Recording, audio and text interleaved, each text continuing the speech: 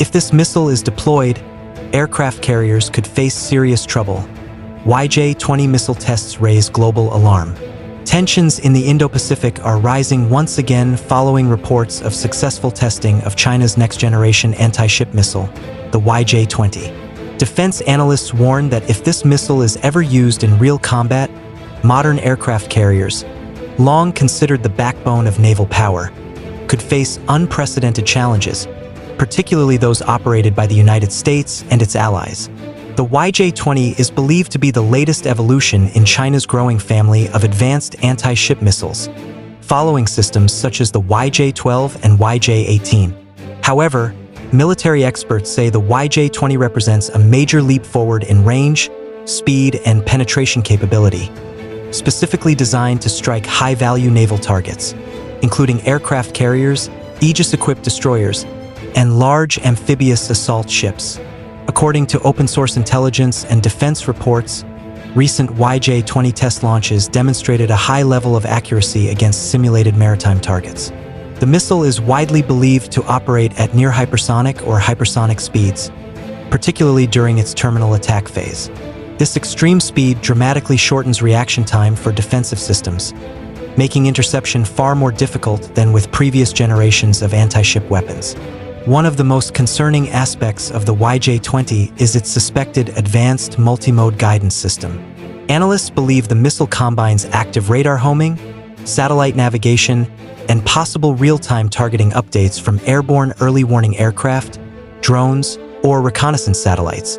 This networked approach allows the missile to maintain accuracy even in heavily contested electronic warfare environments. The YJ-20 is seen as a critical element of China's broader anti-access/area denial A2/AD strategy. This doctrine is designed to prevent or limit the ability of adversary forces to operate freely within key regions, particularly around the South China Sea and the Taiwan Strait. With a rumored range extending hundreds, possibly over 1,000 kilometers, the YJ-20 could be launched from well outside the operational range of carrier-based aircraft. For aircraft carriers, the threat is not limited to a single missile strike.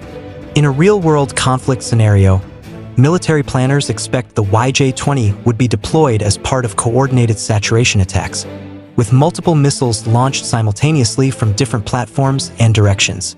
Such attacks are intended to overwhelm layered naval defenses, including interceptor missiles, close-in weapon systems, and electronic countermeasures. Western defense officials have not released detailed public responses to the latest tests, but defense media reports indicate that the U.S. Navy and allied forces are accelerating efforts to develop next-generation layered defenses. These include directed energy weapons, improved hypersonic interceptors, and enhanced long-range sensor networks. Even so, experts acknowledge that countering a weapon like the YJ-20 remains a significant technological and operational challenge. China, for its part, maintains that its missile development programs are defensive in nature and aimed at safeguarding national sovereignty and regional stability. Nevertheless, the emergence of the YJ-20 is widely viewed as a potential game-changer in naval warfare, challenging the long-standing assumption that aircraft carriers can operate with relative impunity near contested regions. As testing and development continue, one conclusion is becoming increasingly clear. The era of uncontested aircraft carrier dominance is being tested. If the YJ-20 were ever deployed in an actual conflict, it could pose one of the most serious threats aircraft carriers have faced in modern naval history. Beyond its raw performance, the YJ-20 also reflects a broader transformation in how modern naval warfare is conducted. Unlike older anti-ship missiles that relied on limited targeting data and predictable flight paths, the YJ-20 is believed to be integrated into a network-centric warfare system. This means the missile does not operate in isolation, but as part of a larger kill chain involving satellites, over-the-horizon radars, unmanned aerial vehicles, and maritime patrol aircraft. Such integration significantly increases the probability of successful strikes against fast-moving naval formations like carrier strike groups. Another critical concern for naval planners is the missile's flight profile and maneuverability. Analysts suggest that the YJ-20 may employ a high-altitude cruise followed by a sudden, low-altitude sea-skimming descent in its final approach. Combined with evasive maneuvers, This profile makes detection and interception extremely difficult, even for advanced radar systems. If confirmed, this capability would further erode the effectiveness of traditional layered air defense doctrines used to protect aircraft carriers. The psychological and strategic impact of the YJ-20 should also not be underestimated. Aircraft carriers are not only military assets but also powerful symbols of national influence and deterrence.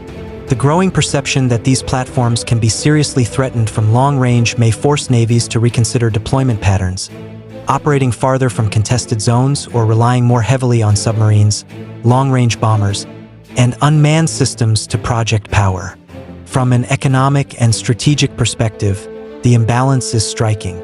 A single aircraft carrier costs billions of dollars and requires thousands of personnel to operate, while a missile like the YJ-20 represents a far more cost-effective asymmetric weapon. This disparity reinforces the logic behind China's investment in advanced missile technology, aiming to neutralize superior naval forces without matching them ship for ship. Meanwhile, military analysts emphasize that aircraft carriers are not becoming obsolete overnight. Modern carrier strike groups still possess formidable defensive capabilities and offensive reach. However, the rapid evolution of missiles such as the YJ-20 suggests that survivability now depends on constant adaptation, improved early warning, and deeper integration with allied forces. Failure to evolve could leave even the most advanced fleets vulnerable. Closing statement. The continued testing of the YJ-20 sends a clear message to the global defense community. The balance of power at sea is shifting. Whether or not the missile is ever used in combat, its existence alone is already influencing naval strategy, deterrence calculations, and military planning worldwide. As great power competition intensifies, one reality is becoming unavoidable: aircraft carriers can no longer rely solely on size, technology, or tradition for protection. In the age of advanced anti-ship missiles like the YJ-20, survival at sea will be determined by adaptability, integration, and the ability to stay one step ahead in an increasingly contested battlespace. Beyond its immediate tactical implications, the YJ-20 missile test is increasingly viewed by analysts as a strategic warning rather than a mere technical demonstration.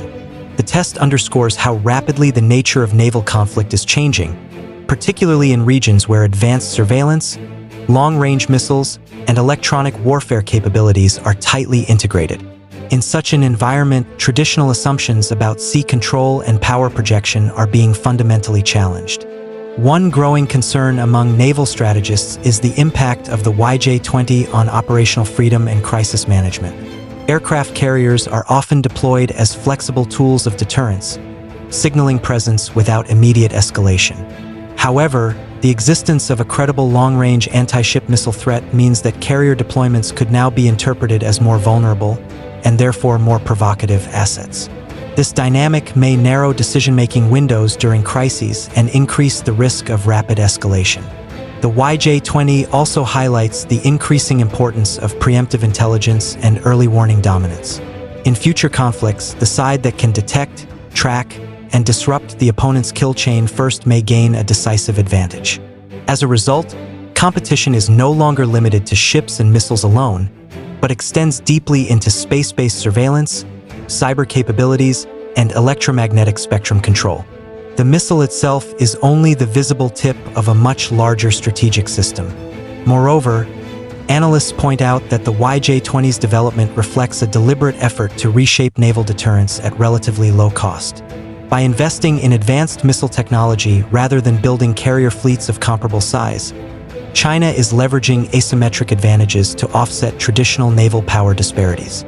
This approach could influence other nations to pursue similar strategies, accelerating the global spread of long-range anti-ship missile capabilities. At the same time, experts caution against declaring the end of aircraft carriers. Modern carriers remain versatile platforms capable of adapting through improved defenses, distributed operations, and integration with unmanned systems. However, the YJ-20 serves as a reminder that survivability can no longer be taken for granted. Future carrier operations are likely to become more cautious, more network-dependent, and increasingly reliant on allied cooperation. Final closing. The continued testing of the YJ-20 missile marks a critical moment in the evolution of naval warfare. It signals a shift away from uncontested maritime dominance toward an era defined by denial, precision strike, and technological competition. Whether or not the YJ-20 is ever used in combat, its presence is already reshaping how navies think, plan, and deploy around the world. In this new strategic reality, aircraft carriers may still project power, but only for those prepared to adapt to a battlefield where threats arrive faster, strike farther, and challenge the very foundations of naval supremacy.